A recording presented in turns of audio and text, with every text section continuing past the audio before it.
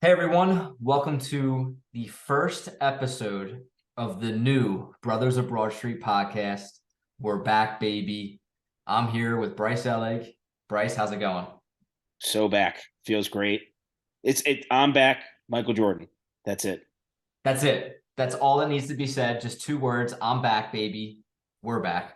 But Bryce gave me a call last week. We start talking. Next thing you know, 5 minutes, 20 minutes, 55 minutes go by. We're talking about sports left and right. And we're like, let's just bring back the podcast. It's a must. Yeah, it's a must. I mean, it was just, things happen. We were both like graduating, busy, had a lot of stuff doing. You're out in Cali right now. I'm still in Jersey. We were just busy. Yeah. We always talked. It was never not going to come back. I just want to make that clear for the fans. People would come up and be like, can't, like, the pod was great. Like, what happened? It was never, it was just like, it was like Tom Brady. Quick, Mm-hmm. quick, simple retirement. More, I would say more like a Gronk. We just took a year off. That's We it. just, we got comfortable with our lives. We're ready to go now. Mm-hmm. And we're just back. We're not going to, we're going to, every week we're coming at this thing. We're going to keep it up. Bring the Yeah. guests back on. We're excited. No, yeah, we're gonna keep you up to date with all the current topics in sports from baseball, football. We might throw hockey in there if we're feeling confident. Yeah, Basketball, we're obviously. feeling a little crazy this pod, Oh yeah. like this Yeah. season. We're getting a little crazy. So To talk about some old segments that we will be bringing back. Bryce's bets will be a thing. Bryce already has a bet loaded for tonight. We're gonna get to that at some uh, point. You're just gonna have to got listen to find out. got everybody. No trivia tonight. We'll bring the trivia back later once we bring on some guests and everything. But to get things started tonight, we're talking Phillies, we're talking opening day, MLB, pitch clock, change of bases, the shift, all the different rules, predictions for the MLB season. We got everything. Bryce, take it away. First off, I just want to go out and say this is. I think the pitch clock.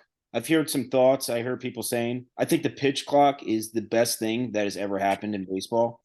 I can get why people don't like it. Uh, Maybe they need to add maybe 5 more seconds on just for the pitcher to get a little more comfortable. But I think it's great. I mean, the thing about baseball and what everybody knocked about it is it was too slow. The games didn't move along quick enough, which I can agree with. And a perfect example is the other night, watching the Phillies, a Yankees catcher, I can't pronounce his last name off the top of my Trevino? head. Yeah, came up to bat and he struck out in under about 45 seconds. And it was just the type of thing that, like, that's the little stuff in baseball that, like, they walk around the box, they walk around. And a perfect example when I brought this up is like Odubel Herrera would have never been able to play in this version of the MLB. That guy used to literally walk out of the box and take like a whole minute just to like practice swing. Mm-hmm. It made the game suck. It honestly did. So I'm really excited about it. It makes guys like I just think it makes players better. I don't think you should be at a baseball game for 4 hour, like 4.5 hours. I think Mm-hmm. like any game, it should be 2 hours.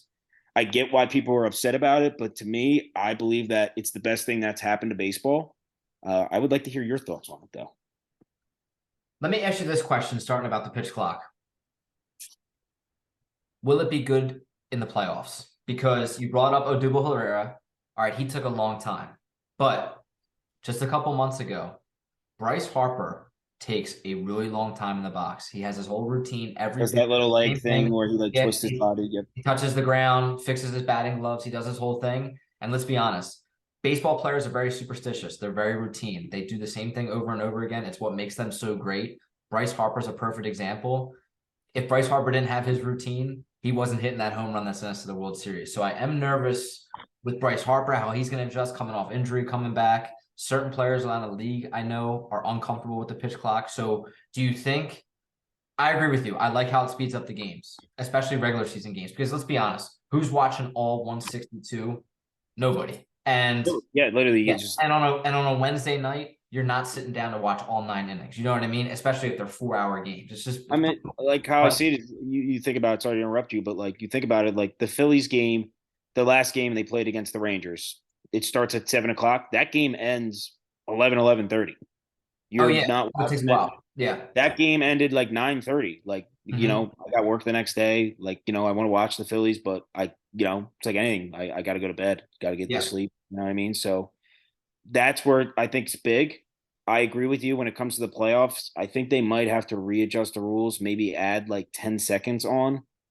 Uh, Because let's be honest, like you've seen it on Twitter probably, and I'm not like I said, I don't want to take anybody's examples or ideas, but let's just say it is a 3-2 count. Bryce is up to bat. We got a runner on second. We're down by a run.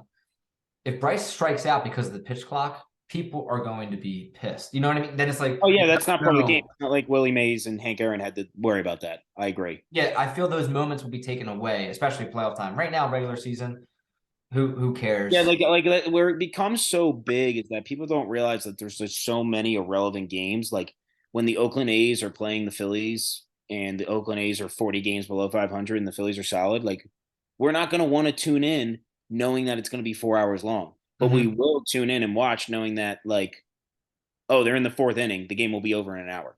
Yeah. I just think it's better like that. I think it does more good than bad. That's how I see it. Do I think that they can maybe adjust it?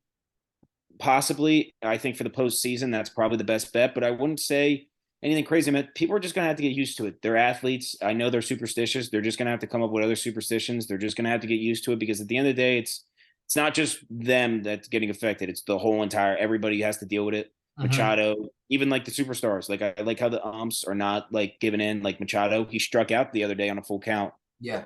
I think he Uh, called time. I didn't see him call time, but supposedly he called time. And that's and the umpire. unaware of that. I know you mean. I know, yeah.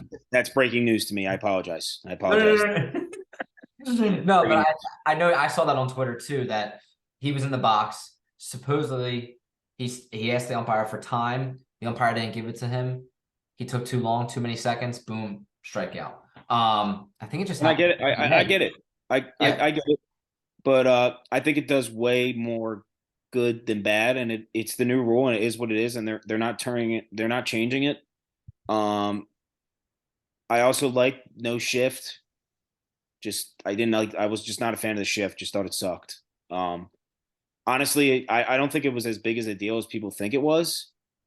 Um, but I just didn't like it. Just wasn't a fan of the shift. Wasn't just didn't like that. I don't know what more to say about it. Just wasn't a huge fan about it.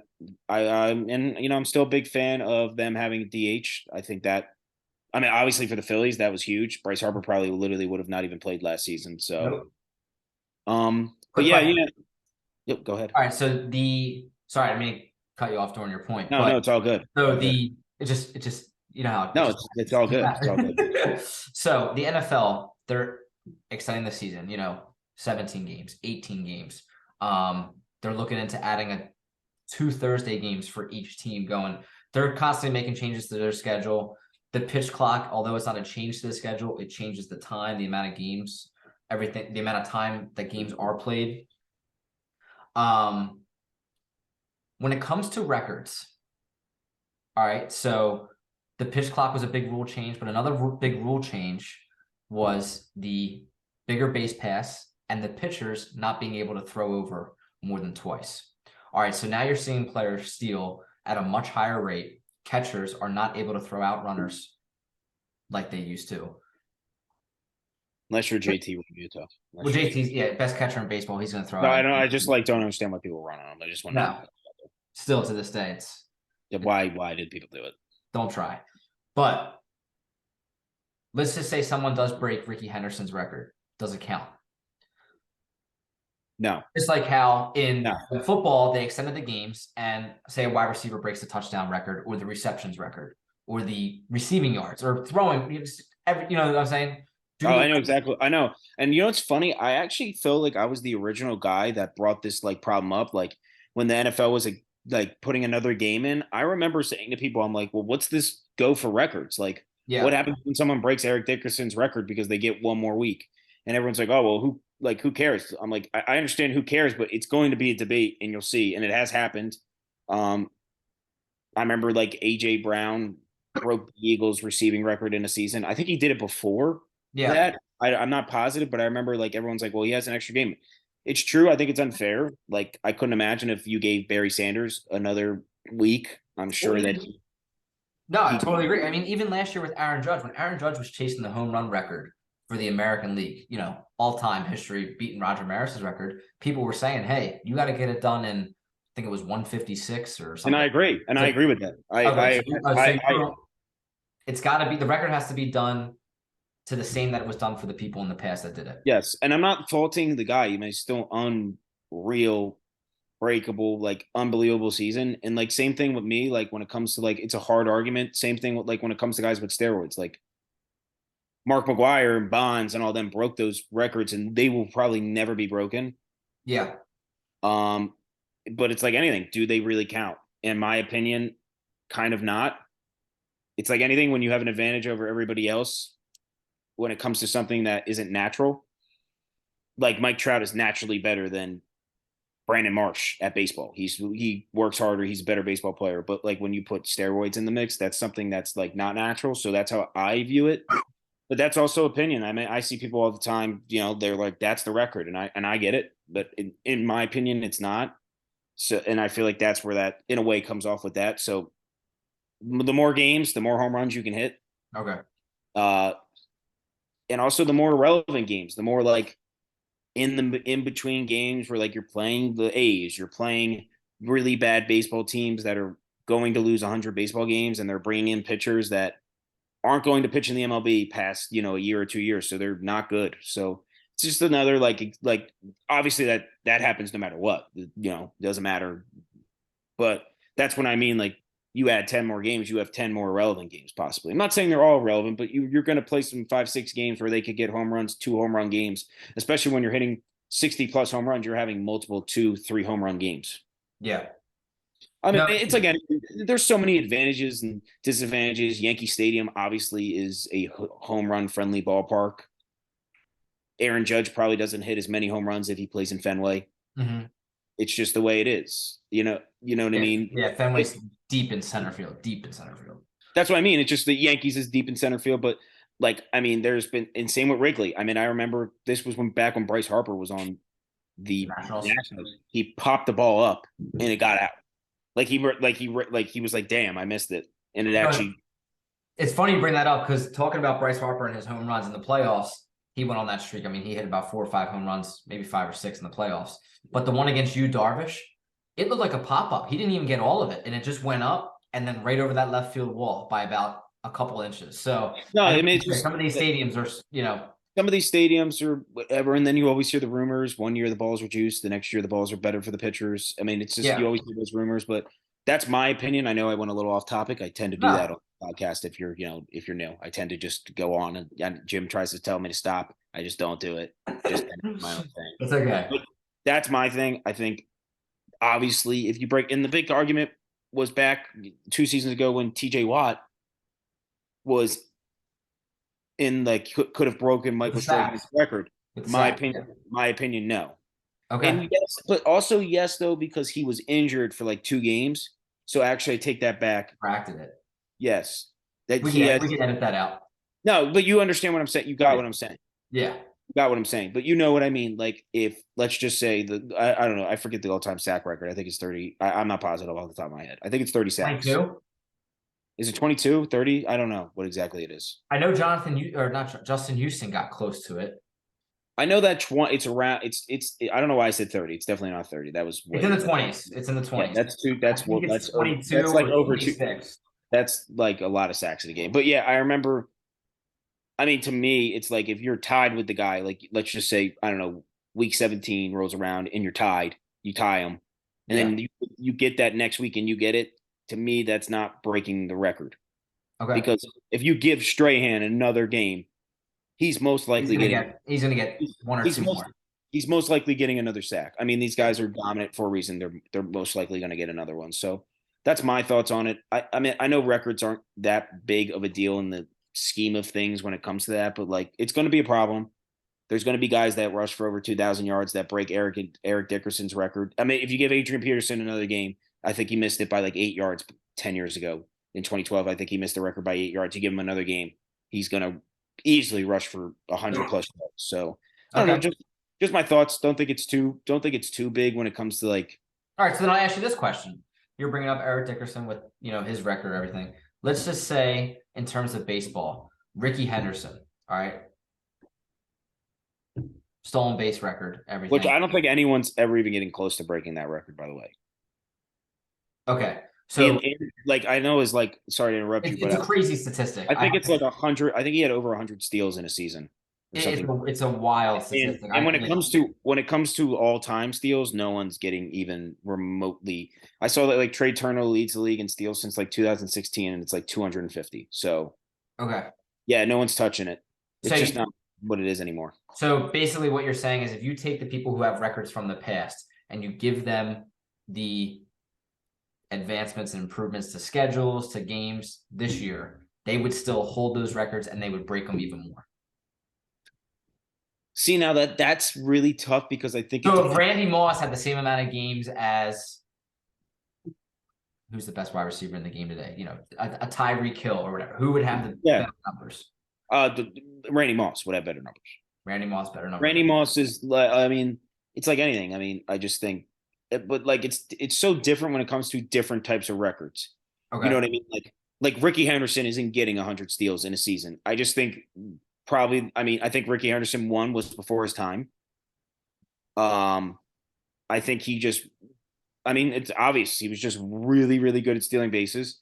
The catchers, the catchers clearly weren't as good. Like I feel like the catchers now. I also feel like it's more of like I think maybe back then, the game gets. And I know I'm going a little off, but I think you'll understand why it makes sense. But the game Circling now, back. I mean, the game nowadays is so much more about statistics. Everyone's looking at the numbers. Everyone's looking at this. Everybody's looking at that. I think back then it was way more. It was much more of a simple game. Like mind you, Ricky Henderson was playing in the early '80s. You know, late '70s, early '80s. The game was different. People weren't playing doing statistics. Guys were drinking beer, smoking cigarettes. Like they were just like, you know playing. what I mean? Yeah. They were just playing a It's game to more get. analytical. It's more about analytics. So And how I see it is like they would be like I'm sure there was when you steal 100 bases, I'm sure a lot of times you're just taking advantage of possibly like the score. People don't really care that your team's getting blown out, or the catcher doesn't even bother, or you just take advantage of they're in like a certain position where they're not going to be able to get to the base in enough time to tag you out. And I think statistically they weren't thinking like, oh, since he's on second base now, they have a better chance to win. I just don't think they were thinking like that as much back then. Don't get me wrong. Obviously, being on first to second base is a huge advantage. You don't have to be in a certain different decade or time to understand that. But I just feel like now statistics. mm-hmm. Like now they look at the game where it's like Trey Turner. Sometimes it's not even worth stealing with the chance of you getting out. You know what I mean? I think back in the day, Ricky Henderson's like, I'm stealing. Like I don't care. I'm stealing. No. So I think that's where it's big, and I think a lot of people don't think like that. Um, I kind of think like that. I think maybe I don't know whether people agree with that. Maybe I'm going like way too far, and everyone's like, "What? Like that's way too deep." But that's how I see it. I just think everything's so statistics now. Like you listen to commentators, you listen to people, they pull up these crazy, crazy, crazy stats that Yeah. when we were kids, I don't remember them pulling up stats about how Mike Trout does on Wednesday afternoons when the breeze is coming left to right. Like that's like how crazy people get into Okay. statistics. I know. So Yeah. I think that's part of it. And it's just at the end of the day, it was not as serious as a game back then. Don't get me wrong, it was professional, but these guys are making 100x the money they were making back then. Not that they weren't making really good money, but like the highest paid player in like the '80s was Pete Rose, and he was making like barely over $1 million a year. These guys are making $50 million a year now. It's crazy. Yeah, it's crazy. And so now I want to continue with you with the analytics and everything like that. So a lot of the leagues are using analytics to make the game better. Obviously, if you look at the numbers from opening day this year compared to last year, the average game was 3 hours and 5 minutes, 3 hours and 10 minutes. This year it was 2 hours and 40 minutes, 2 hours and 45 minutes. Yeah. So I know you're talking about how analytics, a lot of people are going too in depth when they're talking about a specific player or a specific team, how they're going to do on that kind of day, depending on, who's pitching, who's not, who's back, all that stuff. Do you think that analytics have improved the game for the better, or we're going too far away from it, and it's going to turn out to be the worse? I think we're going a little too far away. Okay, so you I think don't we're going to get too in depth, and then we're going to forget the actual aspect of the game? Yeah, in a way. Let baseball be played. Let football be, instead of. Yeah, like I don't need to know. I don't need to know that Mike Trout has destroyed this team compared to another team. He's a great baseball player. I mean, no matter what, he's going to do really well. So I think that sometimes people get a little too crazy about it. I don't get me wrong. I don't dislike it. I just think sometimes it's a little far fetched. And I think most people would agree with me when it comes to that because, like, it's like anything. Everybody jokes like ESPN posts an Instagram picture and it's like some crazy stat, and everybody in the comments is like, "This is the most ESPN stat of all time." Yeah. That's where I think it gets a little too crazy. Okay. But some of the stuff I like though, like you got like it helps. going off to a different sport, but golf, seeing some of the stuff that Tiger Woods did when he was dominant, that statistics is insane. Like that's the type of stuff I like to see. But I don't like to see like the small details, the small information. Yeah, like it's like some of the stuff's a little too deep. Like like he throws a curveball better when it's humid outside. I just think it's stupid. Some of the stuff gets a little too far. And I think you can agree with me. I think sometimes it just gets a little too far. It's funny that you're saying this because now it's jogging back my memory a little bit. I'm always thinking, we're talking baseball. Obviously, we're spraying out a couple of different things with other sports. And this is what I do. I keep Jim on his feet, guys. I just randomly bring something. My brain's turning right now. My brain's turning. He asked me a question, and I just completely bring it into something else. It's just what I do. Perfect example of what you're saying. In the World Series last year, Zach Wheeler was pitching. And he wasn't just pitching. He was mowing the Astros down. Mowing the Astros down left and right. The second game that he pitched. The first game he didn't do so well. But the second game that he pitched, mowing him down. Kyle Schwarber hits that home run. We go up 1-0. All right, it's a pitcher's duel. Wheeler Valdez, back and forth. Wheeler's our best pitcher. He's our number one ace, but he's a right-handed thrower. All right. Unfortunately, an Astros runner gets on base. Second Astros runner gets on base. Yordan Alvarez steps up. Now, in my opinion, I wanted Zach Wheeler to stay on that mound, get the job done. You've gotten us here to this point. You're our ace. Take us home. He's not just our ace. He's a top 3 pitcher in baseball. He's always in the side. Yeah, he's always in the side. I can confidently, not biased, say that when he is healthy and pitching, I don't think there's 3 other guys better than him. Is Zach Wheeler better than Jacob deGrom? Right now. When it comes to now, deGrom's the best pitcher in the MLB when healthy. Still. When that guy's 100%, wow. I don't think there's anybody better. Listen. Over Shohei Ohtani? Over Matt Kryjer? Listen, Ohtani's tough, and you can agree. Ohtani's so tough because I don't really watch him pitch as much as I watch him hit. So I'm not going to really like. I view Shohei. He got more highlights when it comes to hitting home runs, than it does throwing a 7 inning. That's what I mean. I view Shohei as a hitter. Not that he's not an amazing pitcher. I still don't think he's in that. Give me your top 3 pitchers right now, then. So Shohei's not in it. You have DeGrom, Wheeler, and who's your third? I'd probably put Scherzer or Verlander. To me, they're flip flop. Wow. This is all healthy. This is all healthy though. Like 100% healthy. Like they're pitching at 100% because DeGrom's the best. I mean, he's always. I mean, the guy comes in and mows people down. But it's so tough with pitching, and you can agree with me because it's like it's so hard to put top 3 top guys because like there's 10 top guys. I mean, Corbin Burns. You could say Corbin. You could say he's the best pitcher in baseball, and I wouldn't say you're crazy. So yeah, I mean, going back to the Wheeler thing, I would have loved to see Thompson just keep Wheeler in the game. Listen, if Alvarez hits a home run off of Wheeler, then he hits a home run against our best. It's best versus best. But they looked at the analytics in that moment. Alvarado had better numbers against the lefty. You bring in Alvarado, and then they hit the home run. So now I think that's a perfect example of what you're talking about, where we went too analytical. And I think in years past, hey, if Roy Halladay's on the mound, now, mind you, I'm not comparing Zach Wheeler and Roy Halladay at all. But what I'm saying is, if Roy Halladay's on the mound, he's not coming out of that game. He's pitching against A-Rod. It's funny. It's funny because I know for a fact I was texting Cliff Lee. You know what I mean? Like those guys are throwing no matter what. I know for a fact that I texted you.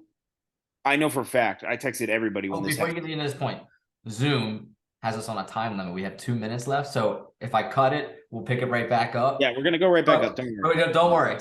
But if your point gets cut off, I didn't want you to. No, absolutely. But And my big for you fans listening, we'll bring it back up. We'll cut it up yeah, to make sure it's absolutely. Yeah, yeah. don't worry. We're professionals. But we're getting rolling right now. We're in it. All right, so Yeah. go back to the point. My thing is like I remember definitely texting you and texting a lot of other people that this is the worst thing that they could do. Don't put Alvarado in this situation. Keep Zach Yep. Wheeler. It's like anything. It's like a perfect example. It's like basketball. Yep. If your best player takes a shot and it doesn't go in, you can live with it. Joel Embiid takes a fadeaway buzzer beater shot. It doesn't fall. I can live with that. He passes the ball out to PJ Tucker for a corner three. I can't live with that. I can't live with PJ Tucker taking the last shot. And that's all. It was like the Lakers in the finals against the Heat in the bubble. LeBron, everyone wanted him to take the shot. He passes out to Danny Green. Danny Green misses. Everyone's like, LeBron, why didn't you take the shot? Yeah, I know what you're saying. You'd rather, go with your best. I can die. Like it's like anything. You as a fan, if your guy 1 second left on the clock and it doesn't fall, there's not a single person that's not going to be bummed out, but there's not a single person that's going to say that wasn't the right shot or the right guy to take it. It's like Michael Jordan, man. It's like his quote that he says, he's like, you got to be willing to take that last shot and live with the results. Yeah. And sometimes it falls and sometimes it. And a perfect example is like the World Classic, Mike Trout, Shohei Ohtani. There's not a single guy in the world I'd rather have up to bat than Mike Trout. And I can live with. Well, I might have to disagree with you there, but I think Mike Trout is the best player in baseball. I'm always going to think he's whenever he's on the field, I'm going to say he's the best. Wow, over Bryce Harper, because in my opinion, Bryce Harper is the best player in baseball. That's so tough. No bias or anything like that, but Bryce Harper. I mean, it's biased on both. I mean, we're from Jersey, so we're Trout people. But you're Trout right now. I mean, I love Bryce, man. No, Trout's so amazing. I'm not saying anything bad. I'm saying, man, that's so tough. I got to say Trout. Okay. Not saying by a big margin too, though. Like it's very tight. But if you're starting a franchise, you have the first overall pick. You're taking Mike Trout to lead off. I'm going Trout.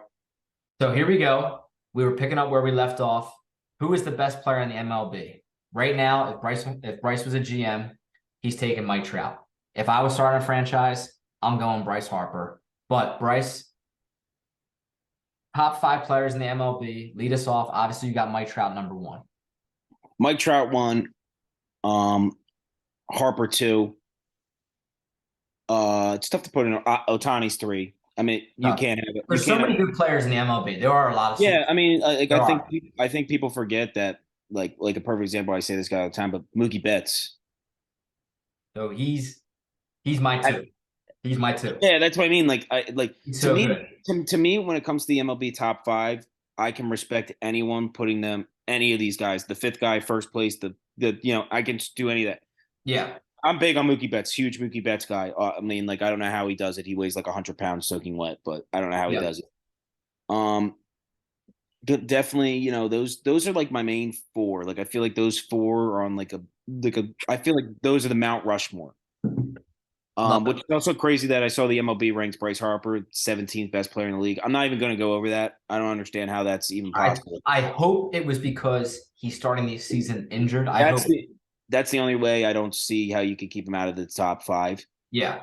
Then when it comes to 5, there's so many great players. Like, and it's really tough. Like, those are the 4. To me, those are the 4, and I don't include pitchers. So your 4 is Trout, Harper, Betts, Shohei. Either any kind of order, to be honest. But okay, so I would say, I have all 4 players in mind. Yeah. But where I'm going, here's my list. Top 5 players in the MLB. Bryce Harper 1. Mookie Betts 2. Shohei Ohtani 3. Trey Turner 4. Mike Trout 5. Now here. See, I get the Trey Turner pick, but like it's I haven't to be honest with you, I haven't watched enough of Trey Turner, and for me, at my 5th spot, I would rather have Juan Soto.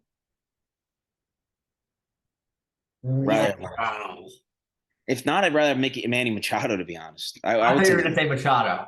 I thought Machado. I really don't like Soto that much, but like, wow, Juan Soto. Okay, he had a down year last year, but he's still he did, but like, you got to look. I mean, he's still like our age. I mean, which is nuts. He's He So wasn't even for a drink when they were on that playoff run, the Nationals. I take that back. I'm going to take Machado at 5, and I'm going to take. I'm not hating on the pick. I was No, I mean, if you don't think Juan Soto's a top within that, like in that echelon of top 5 players, you just, yeah. it's like anything. It's like Ohtani took, Ohtani wasn't necessarily amazing coming right out. I remember like he didn't have the greatest first year. I feel like maybe I'm wrong, but I remember his name not being that big, and I wasn't too big on him. And then he just blew up. I feel like Soto just had a bad year. It's going to happen. It happens. Yeah. People have I off feel like when you off look, years, I but feel like just when you look at him age and how much talent he has, like it's hard to just keep him out of the top 5. But no, I would say Machado's 5. I'm a huge Machado guy. I get that he's like incredibly dislikable, but I've always been a huge Machado guy. I just think he's great. He's probably one of the more underrated players in the league. Still doesn't really get as much record, like I know what you I mean. As much yeah, recognition as what he. yeah. I feel like it's hard to keep him out. I feel like we like a top 10 list is easier. Yeah, totally. We could do a top 10 list for next episode. Yeah, I just, you can in the agree. flow of the You can. conversation, we're just springing it Yeah, off the top I of your get head. But Trey Turner's definitely top 10. Trey Turner's definitely top 10. Trey Turner's top 10 for sure. No argument there. He Yeah, plays the hardest position in the game, shortstop, and he's the most versatile. Honestly, he could play anywhere in the field. Machado can play shortstop and third base as well. Juan Soto can play any one of the outfield spots. But it is when you look at it and you start thinking of some players. I mean, Paul Goldschmidt last year, MVP well, I was caliber just gonna say. player. I He's was a just gonna beast. say. I'm Nolan not. Arenado. I was just gonna say. I'm not leaving Nolan Arenado very far out of my top 5. I mean, he's got to be 7 or 8, 6 Oh anywhere. yeah, he's in there.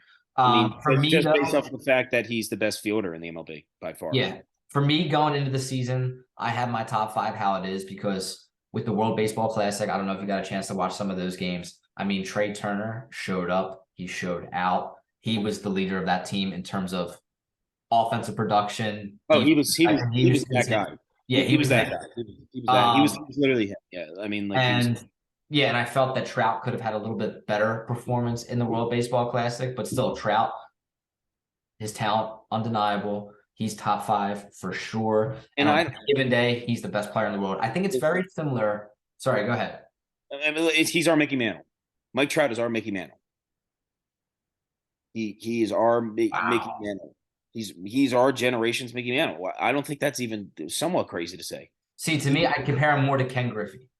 And the That's reason, fair. That's actually way more fair considering the fact that Mickey Mantle won like probably Mickey Mantle, yeah, Mickey 5 Mantle, series. unreal. The reason why I say Ken Griffey Jr. is because for me, I feel that Trout is trending towards the what if injuries didn't play its part. And Jim can't agree anymore there. yeah, I'm glad you brought that comparison up. and the Proud of you. thank you. And in terms of the organizational culture that he's in and everything, the Angels, for some reason, they're not trade him. Let Shohei walk at the end. Shohei's going to the Dodgers. Shohei's a Philly. Wow. No, he's not a Philly, but like I really would. He's like, going to New York or he's going to LA. That's the truth. Oh yeah, there's zero. He's not staying. Maybe Boston. Maybe Boston. Maybe the Phillies. Let's put it in Jim. Let's just put it out there. It doesn't hurt. We're gonna put it out there. We're gonna put it out there. Maybe he's going to Philadelphia to team up with Bryce Harper. But anyway, to get back to the point, the reason why I compare Mike Trout to Ken Griffey is the talent's there. He was always bats for a high average, a lot of home runs, RBIs, the whole thing. Defense makes stellar catches out in the outfield. But in terms of the past couple years, Mike Trout with these injuries, and it's not like he's getting, every injury serious, but he's not getting serious, devastating injuries that put him out for a long period of time. He might have a wrist injury or a hamstring injury.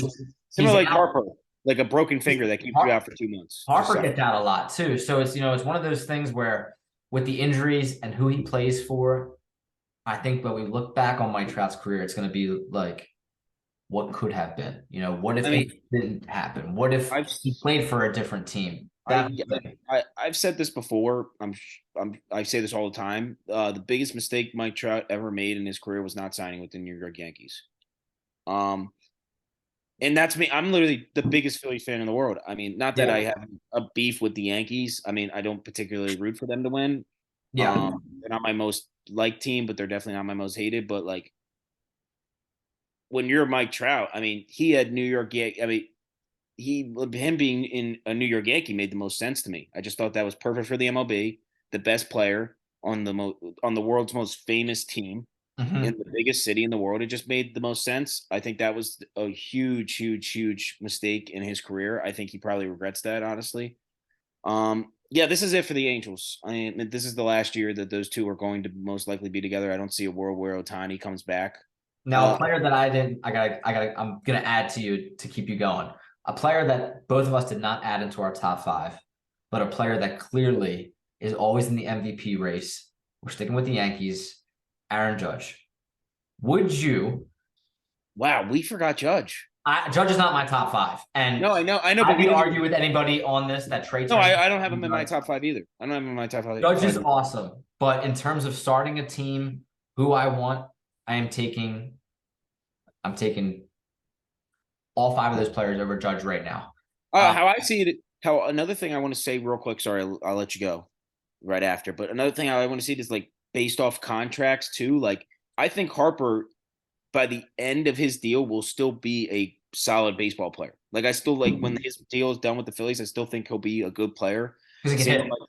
same with Mike Trout. I know for a fact that when Aaron 9 years from now, Aaron Judge is going to be a very bad baseball player. Like I don't need I didn't like that like contract at all. I think everybody knows that. I think Aaron Judge will tell you the same thing. It's similar to Pujols. You're signing a guy in his 30s to a well, I same thing. I'll say this: Trey Turner. Trey Turner is going to be very bad those last 3 years of his contract. He's going to be I didn't like terrible. that. I didn't that deal was a little bit too much for my I thought liking. Trey 6 years Turner. would have been perfect for Trey Turner. I think we all agree. Like we know, like Trey Turner's deal is going to be horrible. It's going to be like Robinson Cano.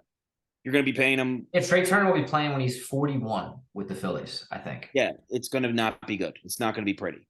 Aaron By Judge, 30, by 38, that contract's going to be ugly. I'm just being honest. It's going to be ugly. yeah. And now here's where people are gonna, argue with me. But Aaron Judge had one of the most phenomenal seasons in baseball history last year. Historic, historic. He was insane. And he gained my full respect. I think Mine as well. I was a Judge hater. I'm not afraid to yeah. admit that. I was a Judge Um, hater. but the Yankees have not done anything in the playoffs in a long time. And Judge, for having how great of a season he had to come into the playoffs last year and let's be honest, basically do nothing. Yeah, I didn't even hear his name. Yeah, he did nothing but strike out. To me, that I now that's where people are going, oh, Trey Turner, what did he do? The Dodgers were a bust. They lost to the Padres. Okay. But Trey Turner, where I'm going with this is Trey Turner to me is just he's more reliable. He's more reliable. Judge in those big playoff games, you don't know what you're going to get from him. You expect the 2 for 4 big time home run, and you get that in the regular season. But come playoff time, let's be honest, Judge does not show No, up. yeah, I mean, I say this before, and shout out Rags, shout out Newt. I say this all the time, but the Yankees haven't won a World Series since 2009. That's terrible. I mean, Yep. that's a team that should win every 5 years. Like it doesn't make any sense. Oh, baseball is not about just signing the big name. Everybody who plays baseball, no matter if they grow up a Boston Red Sox fan, if they have the opportunity to play for the New York Yankees, want to play for the New York Yankees. They can Yeah, sign whoever they want. They're a huge market. It's easy to bring in fans. I mean, who doesn't want to play in New York? Who doesn't want to wear the pinstripes? It's plain and I'm a diehard Phillies fan. If I get drafted in the MLB, I would want to play for the Yankees. It's plain and totally. simple. I mean, it's like Anthony Volpe. I mean, look at perfect. Like I mean, he's a perfect example. That kid's living the dream? Why wouldn't you want to play for the New York Yankees? It's just Yeah. the reason why they don't have I mean, it's unlimited money. They give everybody anything they want. They've done better. They've had some great seasons, high wins, players with statistical, accomplishments. But in terms of, like you just said, not winning a World Series since 2009, yes, the Phillies haven't won one since 2008. We get that. But We were Phillies, there last year. We were there last year. We're not going to bring that up too much because it's a touchy subject, but we were there. we've had it rough these past couple months. Let's be honest, we've had it rough. We didn't make the postseason for 10 years, but when we came back, we went all the way. No, I'm saying World Series, then Super Bowl, and now NBA No, Finals. it's been an absolutely One thing after another. It's one thing after another. We're still here. We're still here. We keep punching. All right, we're like Rocky Balboa. We just we're definitely going all the way like the 9 count. It's so hurt. Yeah. But anyway, you're totally right. The Yankees have underperformed this last decade. They just have. When you look at they were rough for a little bit, and then they had to fire Girardi and everything, and then rebuild it. But when you're the Yankees, there's no such thing as a rebuild. You just buy your talent. You just buy your players. And there's nothing wrong with that. That's baseball. The Dodgers are doing it. The Dodgers, they just bought they just signed Freddie Freeman. They traded for Mookie Betts and signed him to a huge contract. It's not their fault. Turner, Max Scherzer, they get all these players. That's what I mean. Like, if people bring it up, they're like, "Well, it's not fair because the Oakland A's." There's billionaires in the world that will buy. Look at Steve Cohen. Yeah. He will spend literally $1 billion in offseason on. He was about to sign Kryjer. So it's one of those things where if you're the Yankees, the Dodgers, in my opinion, the Red Sox are one of those teams. The Phillies have now entered themselves in the conversation. No, they're pissed off with the Phillies last year. You can't go out and buy all these players, get all these players, and not expect them to put up wins, to put up the numbers. You know what I mean? It's just plain and simple when you can. I mean, Moneyball, in my opinion, is the top 5 sports movie of all time. If you haven't seen Moneyball, watch it. It's just an amazing movie, but it's a perfect example of like the New York Yankees can literally, they pay one person as much as the Oakland A's pay their whole entire team, if not more. Aaron Judge, I'm probably like 100% certain makes more than the whole entire Oakland A's roster combined this year. He definitely makes more. Like if not, it's probably close. Do you think Shohei Ohtani will get a $500 million contract this offseason? Oh, absolutely. Wow. Absolutely. $500 million to Shohei. No, 13, 15 years, $500 million. Is he worth that contract? No. Okay. He's a little older. I'm not positive on his age, but I think he's definitely I think he's probably 30. I'd have to check that. I don't know his age, but no, I don't think he's any younger than 27, 28 years old. But Judge just got what, 9 for 340, I think, or 9 for 360, something like that. He was in the Trout. It was like 10 for 430, but it was actually, Harper got 13 for 330. Well, Harper's the biggest steal contract ever now. Everyone's yeah. It was the worst deal ever, and now it's the greatest deal ever. It's kind of funny how the MLB works, but it's like anything, it's a cycle. The next guy up, the next best player gets paid them. So you think Shohei will get $500 million, but you don't think he'll be in the long run worth that amount? Oh, absolutely. Those I can guarantee you those last 5-6 years of that contract are going to be okay. And it's not because he's a bad player. It's just like anything. When Albert Pujols was the best player in the MLB for the better half of a decade, I don't think anybody can deny that. He was old. When he reached 35 years old, you take a step back. It's not any disrespect. It's not anything like that. Players take a step back. They're less athletic. Injuries start piling up. It's just the way the league works. It's the way life works. Father Time is undefeated. We all know this, except for Tom Brady, the GOAT. And LeBron James, the GOAT. We're not going to get into this today, but you know what I mean? Like it just piles up. Baseball is just one of those sports. It's really hard to play super well into your late 30s, and Shohei's going to do that. Yes, he's a superhuman freak athlete. Depending on baseball is one of those sports where you get paid for what you did. We've talked about this in the past. Absolutely. In terms of Philadelphia players, look at Ryan Howard.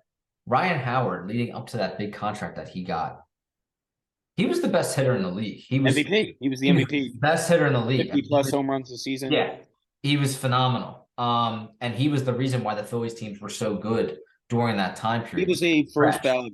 He was a first ballot Hall of Famer, guaranteed lock if he just stayed decently on pace. And I mean, his contract is probably up there on the worst in MLB history.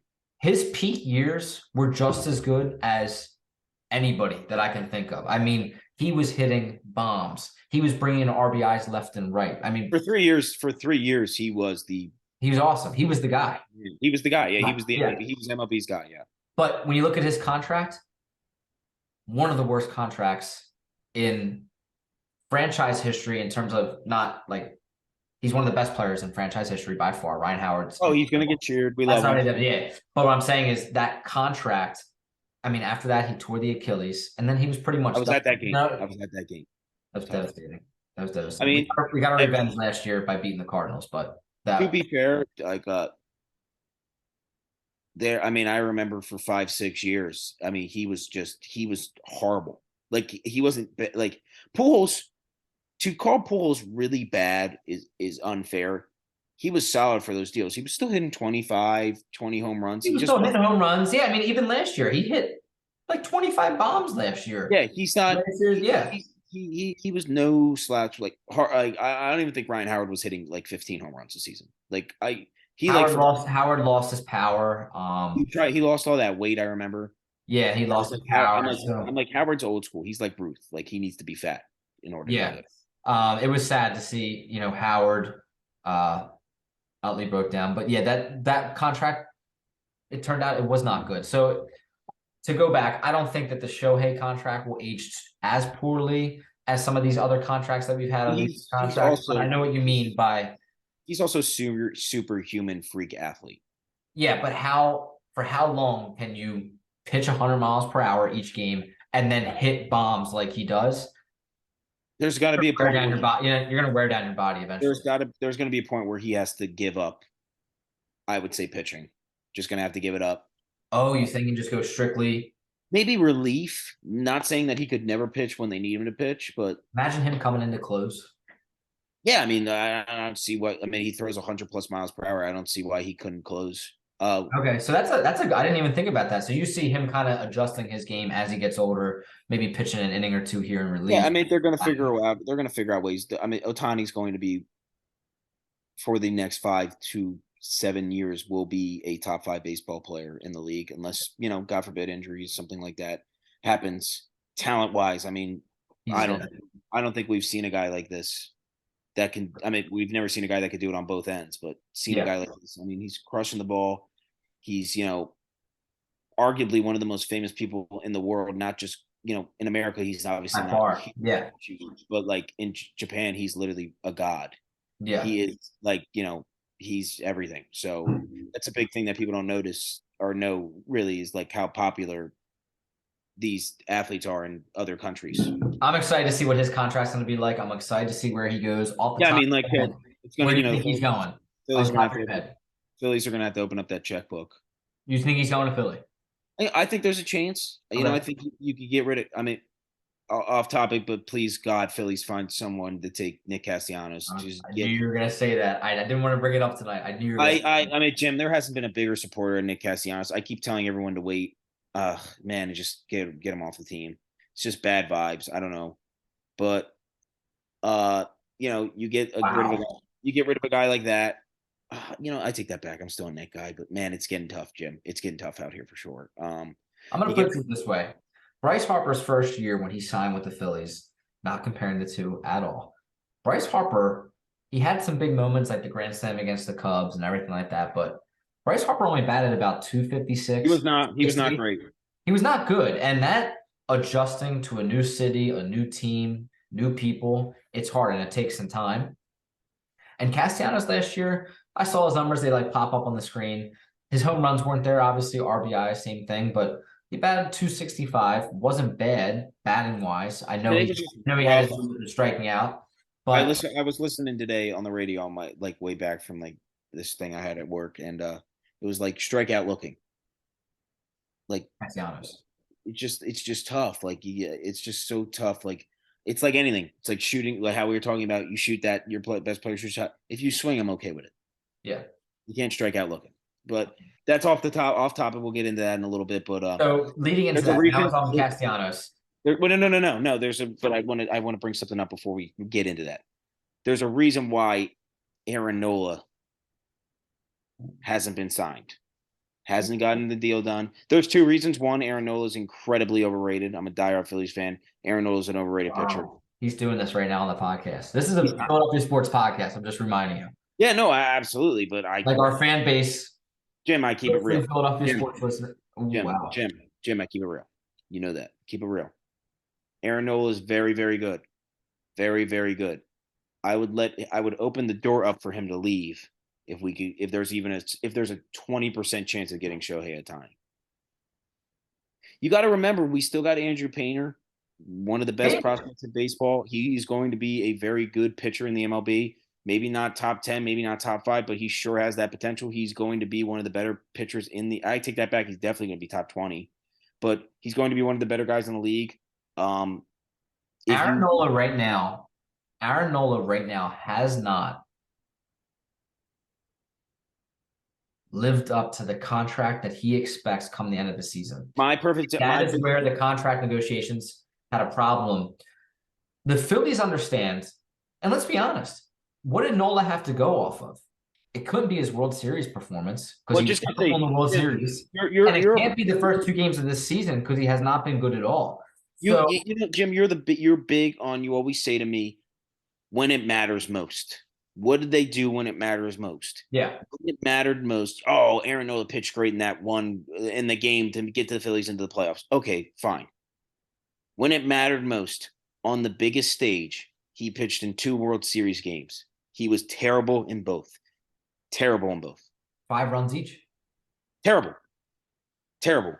When you bring out a guy that you compare, which the MLB Network, ESPN, people, Phillies fans compare him to the top guy in the league. Compare him to Garrett Cole, Zach Wheeler. Compare him to guys like that. I'm expecting on the biggest stage, you go 7 innings, you might give up a run, maybe 2 runs, and that is it. Aaron Nola can come out and just get crushed. It looks like batting practice sometimes with him. Yeah. In the biggest stage, he didn't get the job done. To me, plain and simple. Take him in for this year, see how he pitches.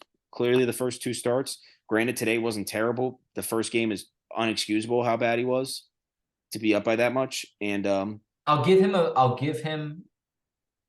little bit of an excuse for the start to this year. I was actually talking to my dad about this, and he brought it up too, which is a good point. 2008, who was our ace in 2008? Who was our guy? Cole Hamels. Cole Hamels. Cole Hamels was shut down the entire year. All right. MVP of the World Series. That's how good he was. Nobody could hit that changeup.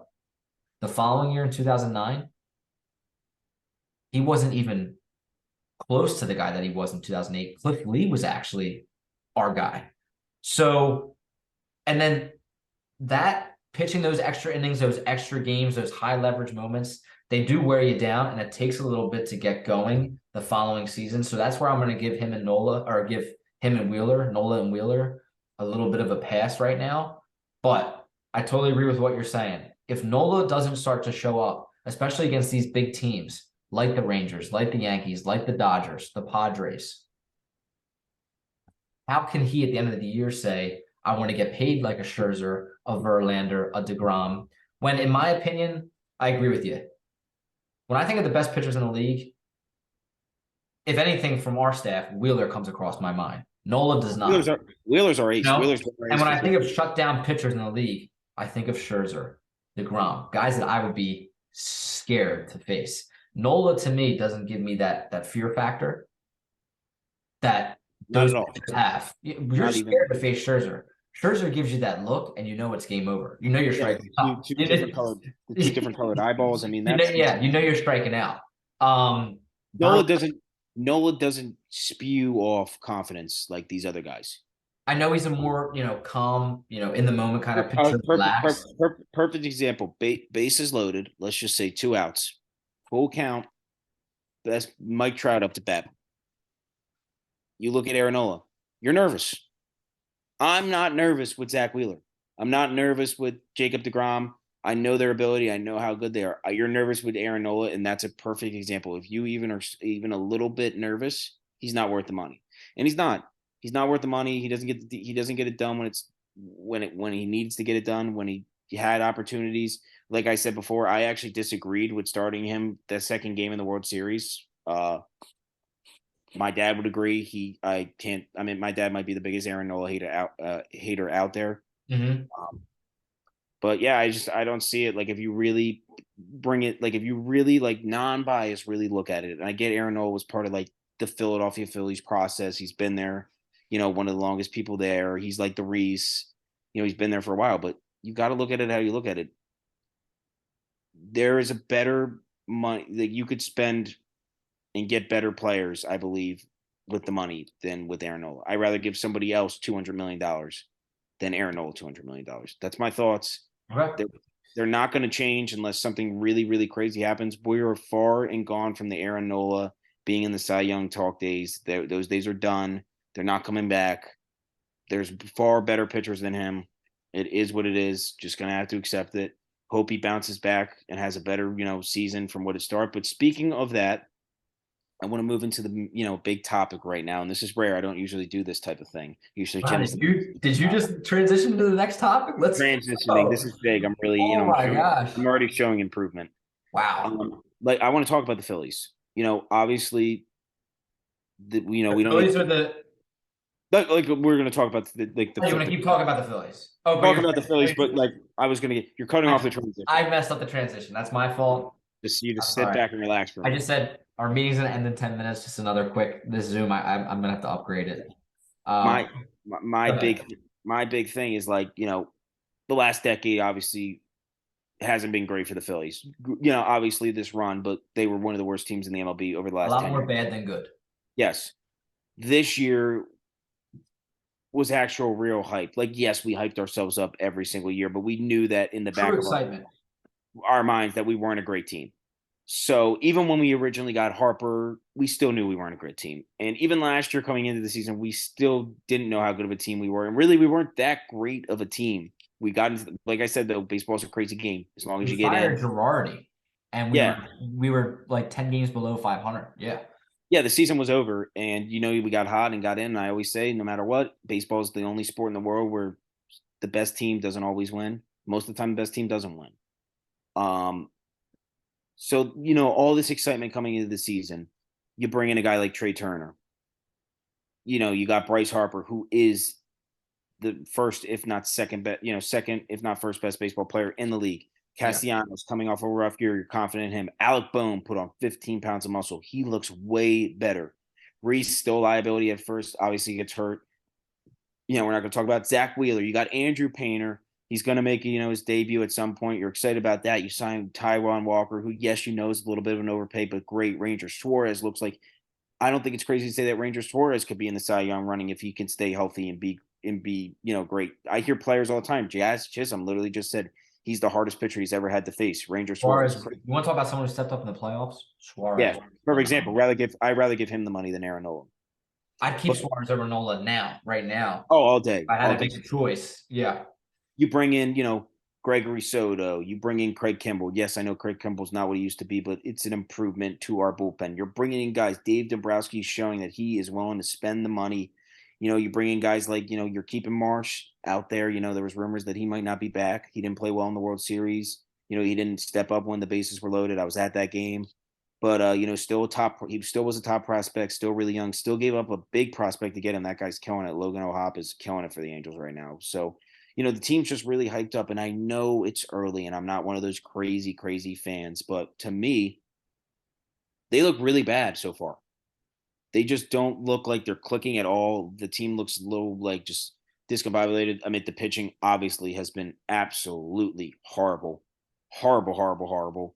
But they're still not clicking, and and I know it's so early, and I'm never gonna get like crazy, crazy, crazy about it. And there's some positives. There is some positives. Stott, who I doubted, has looked really solid so far. I think Alec Bohm easily could be one of the most improved players in baseball this season.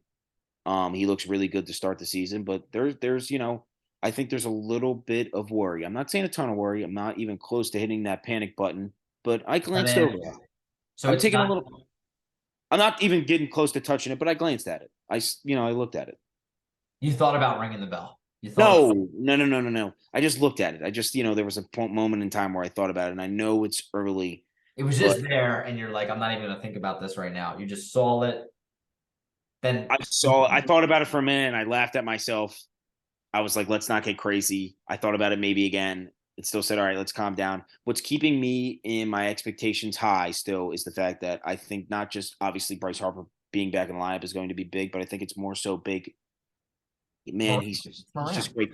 He Yeah. just like, the morale, like just having him in, the fans, everything. I mean, obviously they haven't played a game at Citizens Bank. I mean, but so far, Jim, I mean, I don't think it's far to say that they look really bad. And I think the other thing is that people need to remember is that this is the best division in baseball. We cannot afford to fall far behind. We can't afford to play the first 15 games of the season and only win 5, 6 games. The Braves are going to be good all year. The Mets are going to be good. Yes, they struggled. They got swept by the Brewers. The Mets are still very good. They need to get a little bit healthy. But this is just not the division where you need to be dropping games. You know what I mean? Just got to pick them up. Right, 1-5 is not a good start. I'm not even close to the panic button. I'm not crazy. I'm just saying right now they look really bad. It's not a secret. It's funny Thoughts? you brought up the panic button because, as you know, being a diehard Philly sports fan, not even a Phillies fan, Philly sport fan, Yeah, it's terrible. we, It's a rough we have life. a tendency to get very high and then get very low Our quick. lows and our Yeah. highs are very high and our lows I'll be are honest. We're not like other fan bases where we keep a calm, cool, just a pace. Where we don't let things affect us. We do get up and down. That's our thing. no. Alec Boehm could go 5 for 5, and we're like he's going to win the MVP, and then the next game he goes over 3, and we're like we need to trade him. We are Yeah. those fans. We're not afraid So of it. I'm not gonna lie. I'm gonna tell the honest truth. This morning I woke up and I said, if we don't win, if Noah doesn't show up today, I'm I'm gonna start getting worried. I'm gonna All start right. getting I'm glad because usually you're the one like Bryce. You're being ridiculous. You're no, usually no. So yeah.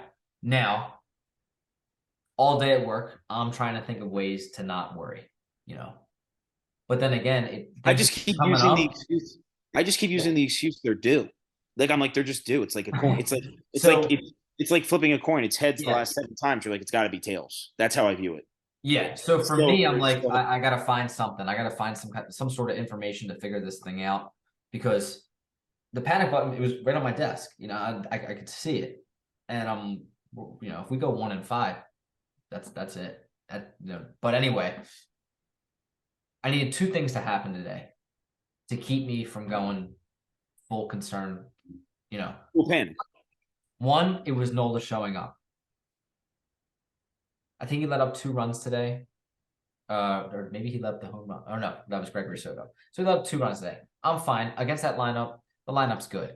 I still would have liked to see Nola kind of have that presence. You know what I mean? Kind of have When you're pitching against a guy like Garrett Cole, you know that giving up 2 runs, you're probably going to lose. lose. I was about to say. I was just about to say how Garrett Cole he does have that presence.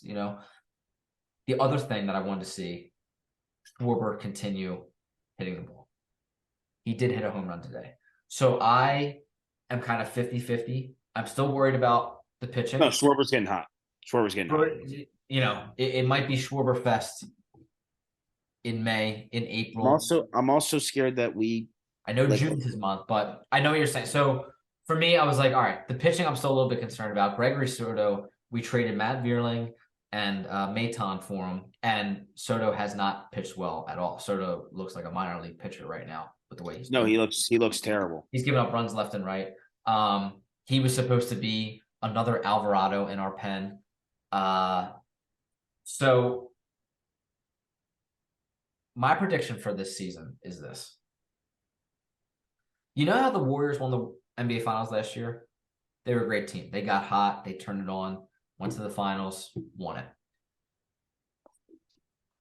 Warriors have great players. They come into this year. They are phenomenal at home. You have no shot at beating them at home. It's impossible. When they go on the road, though, they're a completely different team. Yeah, like a high school basketball team could beat And they're them. going to lose. That's my prediction for the Phillies this year. I think that they're going to be so strong at home. I mean, look what they did in the playoffs. They were 8-1, I think, at home. They couldn't lose at home. I think this year at home, the excitement that we're talking about, they're going to be so good at the home turf. But I think once they go on the road, they're going to struggle. They're going to have those rough games where you go, on a road trip, you face the Marlins, you face the Braves or whatever, and you lose 4 of 6. I do think that's going to happen. I think the road games are going to be the toughest thing for this team. I Because you think lose a guy like Hoskins, Harper's down, that morale, that leadership's gone. I think road games are going to be tough for this team. They're still going to make the playoffs. The division's tough. I'm not going to press the panic button yet. I'm happy that Schwarber showed up for me today. But That's how I see the season turning out. No, I just think, and listen, Got 1 minute left. We'll it's keep just like it's what like everybody says when it comes to like, you don't want to panic too early in the baseball season, but you don't want to sugarcoat it. I mean, starting 1-5 is very bad. not It's ideal. It's not ideal. And it's funny you brought that up. I read a Bleacher Report article today. The Braves, when they won the World Series in 2021, they started 1-5 and they were still below 500 come August. well, that's and So that there is they reason started to 0-3 to the Phillies that year. They started yeah. 0-3. So there is reason to still be optimistic and everything. We'll keep things rolling.